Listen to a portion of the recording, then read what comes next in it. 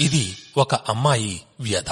సంక్రాంతి పండక్కి నాన్నను కలవడానికి వెళ్లాను. ఎవరైనా అత్తారింటికో బంధువులింటికో వెళ్తారు గాని నాన్నని కలవడమేమిటి అంటారా? అవును, ఎందుకంటే మా అమ్మా నాన్నలు ఎప్పుడో విడిపోయారు. నేను చెల్లి అమ్మ దగ్గరే పెరిగాం.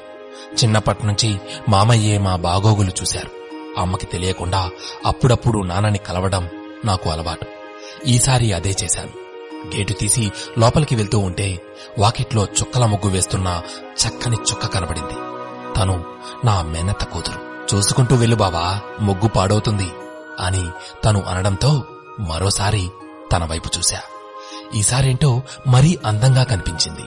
ఇంట్లోకెళ్లి నాన్నతో మాట్లాడుతున్నా పదే పదే తన రూపమే గుర్తుకొస్తోంది. ఆ ఊహల్లో ఉండగానే బావా స్వీట్ అంటూ చేతిలో పాలకోవా పెట్టింది.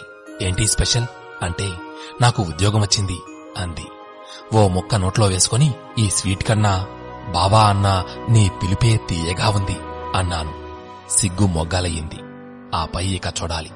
నేను కూర్చుంటే తను నిలబడటం, నేను తిన్నాకే తను భోంచేయడం. ఈసారేంటో తన ప్రవర్తన కొత్తగా ఉంది. నేను తన చుట్టే తిరిగేవాణ్ణి. 3 రోజులు 3 క్షణాల్లా గడిచిపోయాయి. ఇంటికొచ్చేశాను. ఆ రాత్రి నిద్ర పడితే ఒట్టు. కళ్ళు మూసినా తెరచినా మరదలే కనిపిస్తోంది. ఎన్నాళ్ళో ఆగలేకపోయా.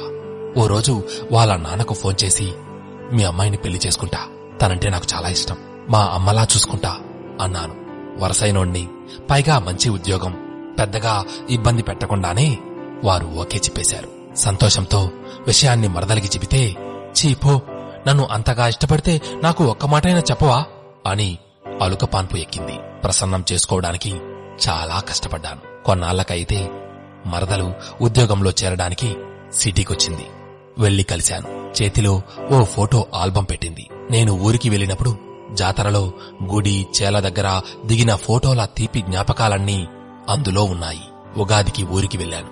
నాకన్నా ముందే మా ప్రేమ విషయం అమ్మకి చేరింది. చూడరా, వాళ్లతో మనకు చాలా గొడవలయ్యాయి, మనకు పొసగదు, మేమో వాళ్ళు తేల్చుకో అన్నారు అమ్మ, మామయ్య, అమ్మమ్మలు. ఎప్పుడో జరిగిన గొడవలకి మా ప్రేమతో ముడిపెట్టద్దు అన్నాను.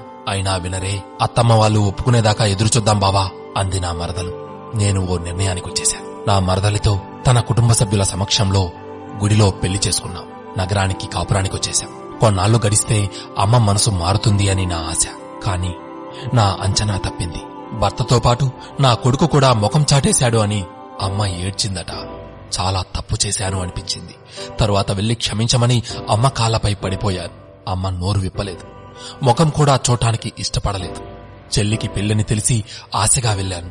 అప్పుడు నన్నో అపరిచిత వ్యక్తిలా చూశారు. కన్నీళ్లతోనే అక్షింతలు వేసి అక్కడి నుంచి తిరిగొచ్చేశాను. ప్రేమించిన అమ్మాయిని దక్కించుకున్నాననే సంతోషం కన్నా నేనే ప్రాణం అనుకున్న అమ్మ నన్ను కాదనుకోవడం ఇప్పటికీ జీర్ణించుకోలేకపోతున్నా. కాస్త ఆలోచించి పసి మనసులను అర్థం చేసుకునే ప్రయత్నం చెయ్యాలని కోరుకుంటూ మీ శ్రేయోభిలాషి. Radio City Podcast.